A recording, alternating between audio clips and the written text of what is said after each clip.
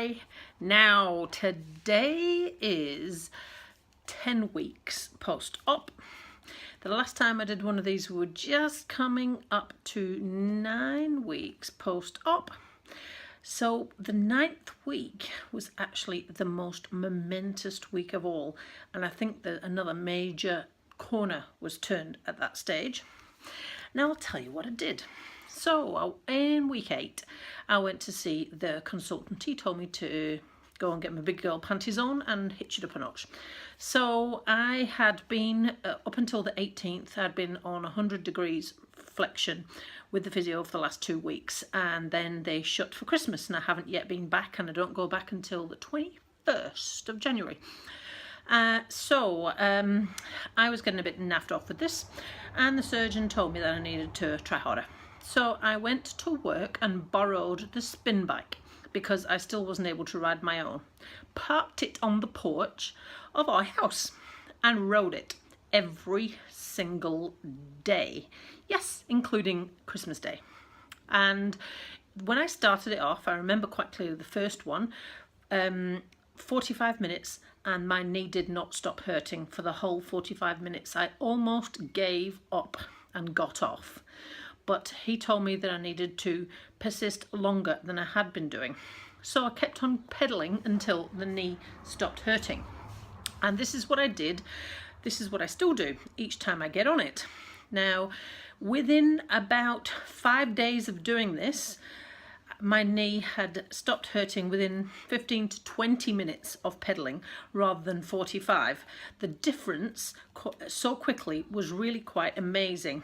Now, I don't change the seat height. It's still set to the same height as when I did spin classes, and I keep on pedaling until it stops hurting and I don't have to hitch my hip and I can sit squarely on the seat and pedal properly. I use some of my workout playlists on Spotify. I just plug my earphones in, and this is what it ended up looking like. The progress is quite incredible.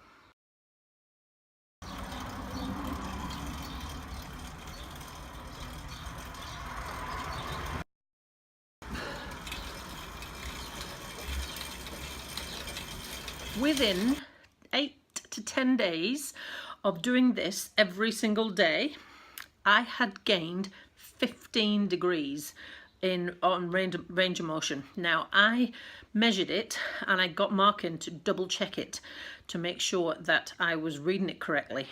So from when I stopped physio on the 18th of December to yesterday, which is 2 weeks since physio, I have gained 15 degrees. Now, the physiotherapist said back weeks ago to me that the normal progress is 5 degrees a week until you get to 90, and then it slows down a bit. And I hear her talking to other patients that come to knee class, and she was rejoicing that they'd gained 2, 3, sort of 4 degrees. But 2 weeks of riding on a bike every single day, 15 degrees range of motion. Now, I still hadn't tried my actual bike because, well, I was quite afraid actually I might never be able to ride it again, and it had so many failures at trying it. I wanted to be completely doubly sure that it felt all right on the spin bike before I even tried it back again. So what else have I been doing? Well, we also increased walking. Now, like I say, back in week 8 I asked the surgeon what that looked like, and he said your knee will tell you it'll start hurting or it'll swell up. So I thought, well, okay, and he told me to carry on going until that happened, either one of those. So, right, let's take this up a notch. So in week 9, I exercised 9 times in week 9, and I looked back through my diary because I keep a record of everything, and I have done for the whole of the last 2 years. It's more than 12 months since I was able to do that. My average of exercise a week this year, right, and I kept on going back thinking, oh, you know, earlier on in the year, January, February, March, it was all right then, rosy tinted glasses, all that sort of thing. Nope. 1 to 2 times a week, and that was all I could manage. So we started adding walking because I was quite keen to be able to increase the walking and build back walking fitness. And I had no idea where to start with this. So we went for a walk around the park. And it's not a very big park, and it was about a 35-minute walk, and it was probably 25 minutes too long. However, never mind. He told me to keep on going until it was too hard, and so I did. And then I sit down in a seat every now and again. Once I get to the wall where the knee goes nap, I sit down and I rest, and I sit down and I rest, and I do get a bit slower, but I keep on going to the end, and we've repeated that. So the next time I did it, a week later, the same walk in the park, not a problem at all. I was quite surprised, and I'm still quite surprised how fast it's improving since I have decided to take the bull by the horns. So then we decided to walk the estuary. I wanted to walk somewhere off-road that was a little bit more challenging but still quite flat, because downhill is still really difficult. Uphill isn't massively great, but uphill slight slopes I can manage, but downhill is still really hard. And I still use walking poles. I was advised to use walking poles. So we went on the estuary, and the estuary's maybe 50-minute loop right round. My original aim was to walk from the car park to the bridge, which I thought might take 15-20 minutes, and then back. And I thought that'd be it. When I got to the bridge, I felt fine, but I needed to sit down. And there's a seat like over there at the other end of the bridge, the other end of the path. So I thought, oh, we'll carry on. We'll go and we'll sit in that seat, and then we'll go back. And then when I got to the seat, I pondered whether I was actually best to go back or best to carry on, because it looked about halfway, and was actually halfway. So, well, let's carry on. So I walked the entire loop, and I did not imagine in a million years I'd be able to manage that so quick. That was 50 minutes, and yeah, it was about 40 minutes was about enough, and it's like, right, okay, Mark, go get the car. But it's an off-road track, so he couldn't. So my last 10 minutes or so was really quite slow. But that's all right, I made it. And again, it was slightly longer than the walk around the park, but I made it back, and I was quite chuffed. Then we need to increase that a bit more. So I decided then I wanted to try somewhere different that was quite flat. This time we decided to go to Bluff. Now Bluff is an extinct volcano, so clearly that's not flat, but there's a coast path that goes around the outside. Now Mark decided he was going to run up and over the top of the hill and down the other side and send me along the coast path. Now we have done something similar to this before, and we called it Witch Feet 1, and I dropped him off halfway up the hill. He ran over the top, down the other side, and I walked the glory track, and we wanted to see who would get back to the junction of the glory track first. This time we started in the same place, and the question was who would get to the lookout point, turnaround point first. Here's how we went.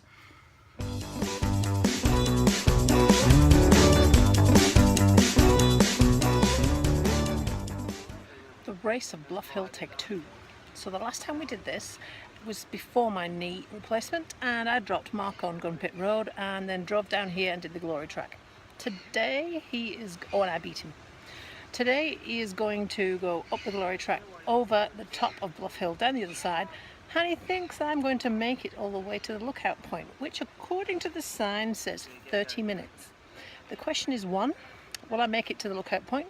Because I've been walking 20 minutes already to get to here. 2, if I do, who will get there first? Let's see.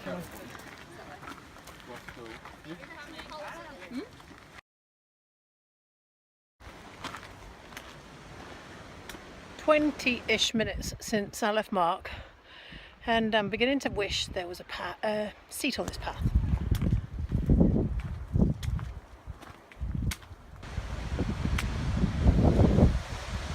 I made it just as it's starting to rain. Great. At the furthest away point, and I got here in 30 minutes. Which is pretty freaking amazing, because that's what the sign said, and I did not expect that. Right, I'm at the junction of the track where Mark will come down off the top of Bluff Hill. I really could do with sitting down, and I've got a bench right here,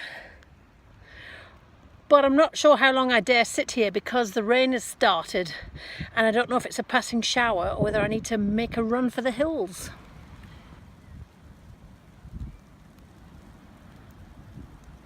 I decided I better make a run for it. Well, there's not much running going on, but I better head back because I don't want to get caught in a torrential downpour, although I might, because the speed I walk at is the speed I walk at. So cross your fingers and hope it doesn't happen before I get there. So it's been about an hour since Mark ran off up the glory track, I'm now on my way back. Will I get back to the start of the glory track before him? That's the next question. Dang it! My next goal was to get to the glory track again before you. When I got to the lookout, it was pissing down. Yeah. Well, I didn't get that way because I was in the trees. So I didn't stop. And you know another thing? There's no benches anywhere until the lookout. Oh yeah, you're right. There are some. However, do you know another thing? No. 30 minutes is how long it took me to get to there. That's what the sign said. Yay! Woo!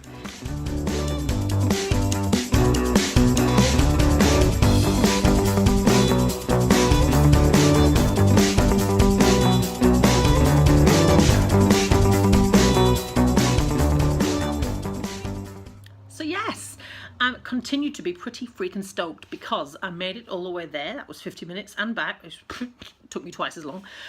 And I got there in the same time that the DOC signs said it would take me. And I didn't imagine in a million years I would manage that either. So I was feeling pretty pleased. So then we go back to the bike. Now I can't do one thing all of the time, and it's been holiday season, so I have been out of the pool. But the last time I went to the swimming pool, I did 80 links straight off the bat. Now swimming is fine. My leg only took 3 or 4 swims back to be just fine again swimming, and I can swim now perfectly normal freestyle, and I could not beforehand at all. Mark says that my walking, certainly for the first 40 minutes or so till I get tired, is much better than it was before the op, and he kept telling me to slow down. He's not said that to me for years. But the cycling, that's still the thing that's getting on my nerves. So this is how I've progressed the cycling. So I started off with just no resistance at all. And then once I was able to do that for 30 minutes without a problem, then I started adding a bit of speed in on songs.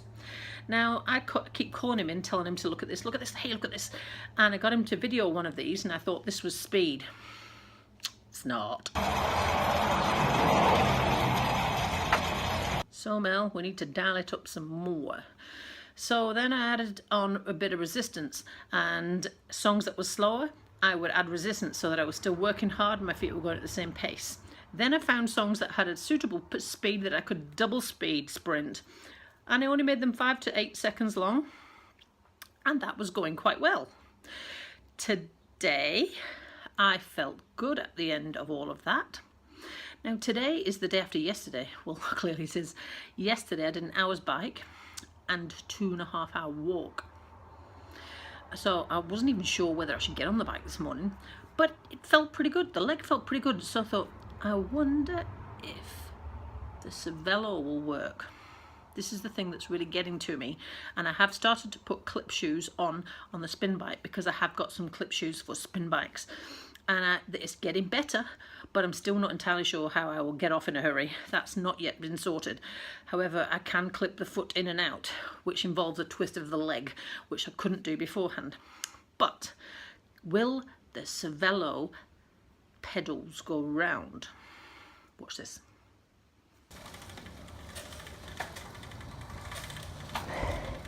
So yes, I am feeling pretty freaking stoked with this last 10 days because I feel like now I can probably say to you that we are starting to get to the point where this knee is better than it was before. Now, I haven't been up a hill and I haven't been out on the road on a bike yet, but I know that I can. And there are so many things that I can now do that I couldn't do before, and I can now exercise like I used to. It's making me a much happier person, and I'm starting to feel positive about this new knee for the first time since I've had the thing put in my leg. So week 9, week 10, if you're on a knee journey, that was my turnaround week. Week 5 and week 6 sort of time was when it started to show me that it could do stuff. Week 9, week 10, I'm starting to see my life back better than it was before. So I'm feeling pretty happy.